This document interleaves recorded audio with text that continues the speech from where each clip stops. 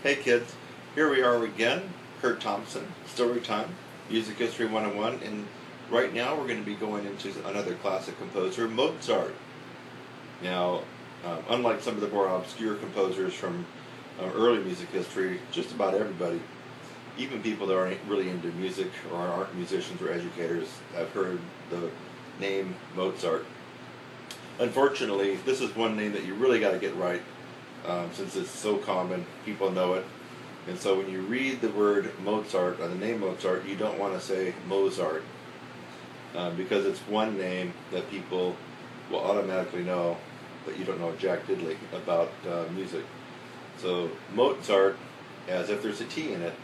So for those of you who aren't musicians and you see M-O-Z-A-R-T written, you'll know not to go, hey, that's Mozart, I know his stuff. You'll say Mozart. Mozart is just God's way of making the rest of us feel insignificant. Whenever you have just composed a piece of music you think is particularly good, it is humbling to think that Mozart probably wrote a better one when he was 9 years old. January 27th, 1756 was pretty much a day like any other until about 8 p.m. when the greatest prodigy music has ever known was born to Leopold and Maria Anna Mozart in a little third-floor apartment that they rented from a grocer. The grocer's name was Johann Lorenz Hagenauer, but he doesn't matter at all in the rest of the story. Okay, the baby's name was Johann Chrysostomus Wolfgangus Theophilus, but he preferred Wolfgang Amadeus.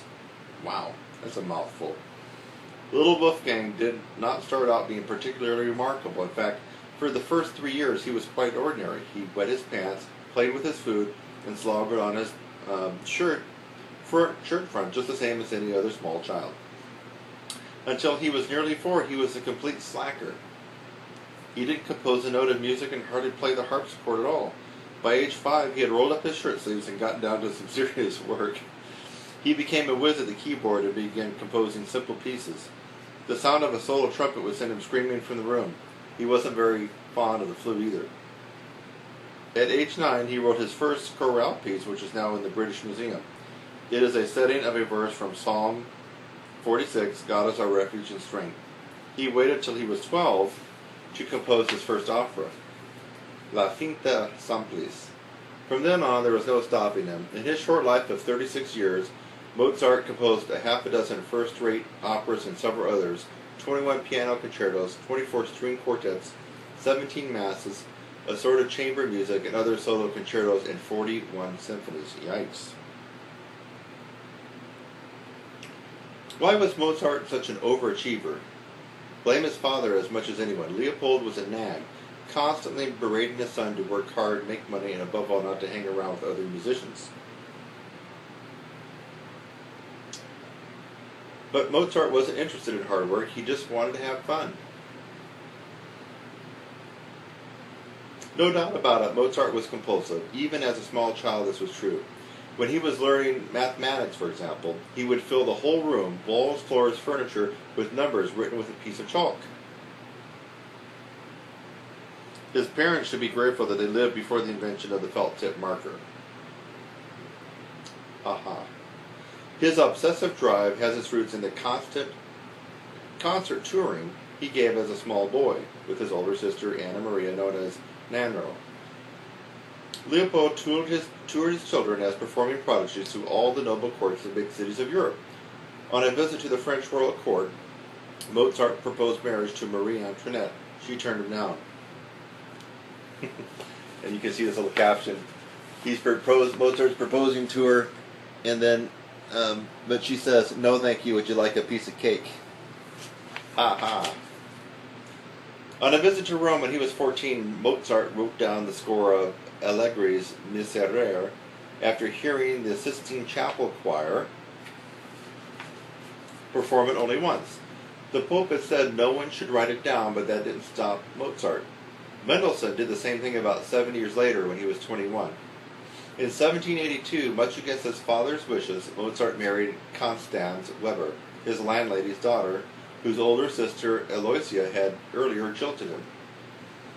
His father thought neither of the Weber daughters were good. Oh, okay. His father had thought neither of the Weber daughters were good enough for him.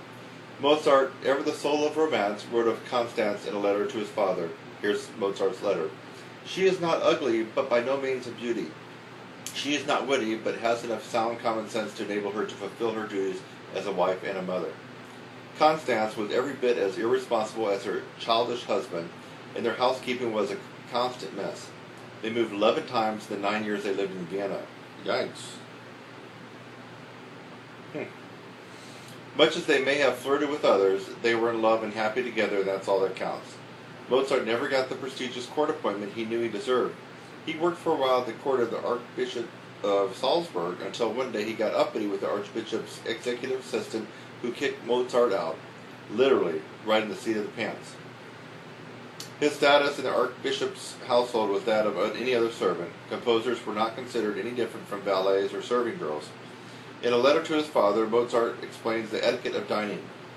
Here's a letter to his father about dining at this Archbishop's of Salzburg.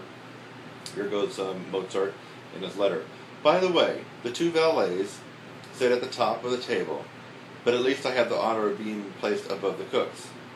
Part of Mozart's problem was that he was abrasive and tactless in his opinions of fellow composers and others, both in his letters and in person. When the French philosopher Voltaire died, Mozart wrote, "That godless arch-rascal Voltaire has pegged out like a dog, like a beast.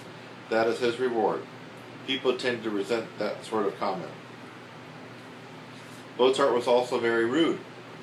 Reading his letters to his cousin Maria Anna Thekla would make you blush.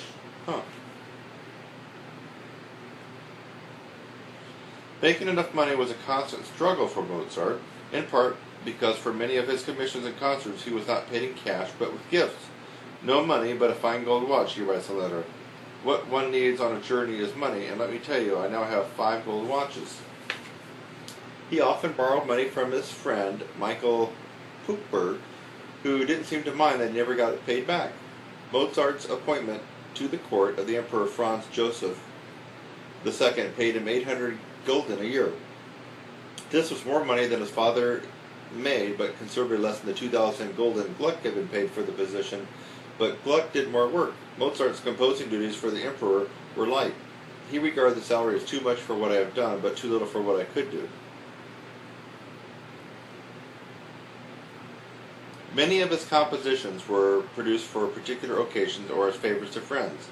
Mozart wrote a serenade, for instance, for the wedding celebrations of the daughter of Sigmund Hofner, a wealthy Salzburg burgomaster.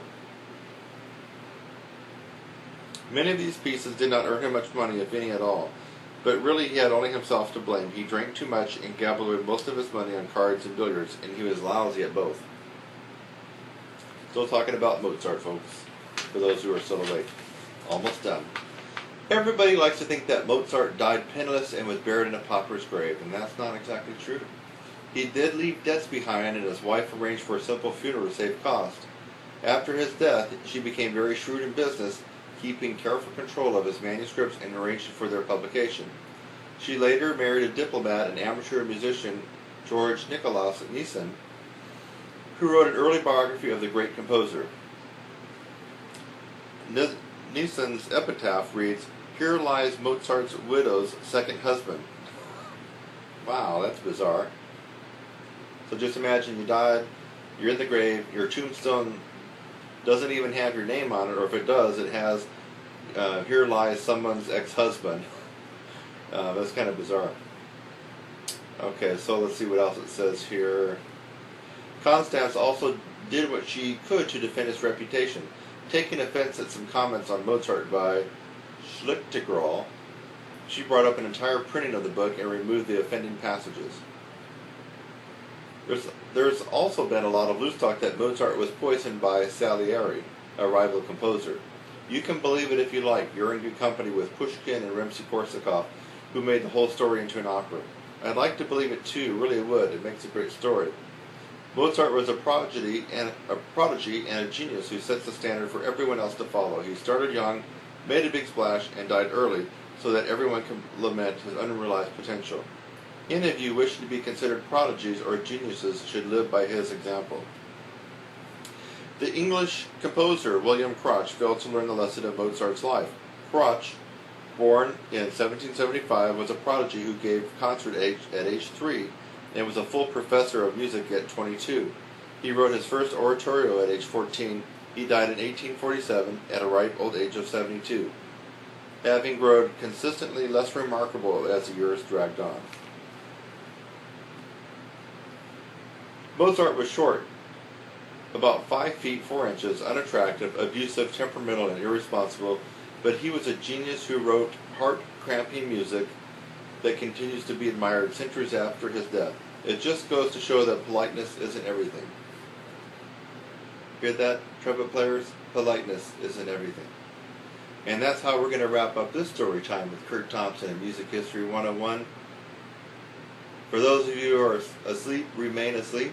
For those of you who are just nodding off, you can go ahead and turn off the light and go to bed. Nighty-night.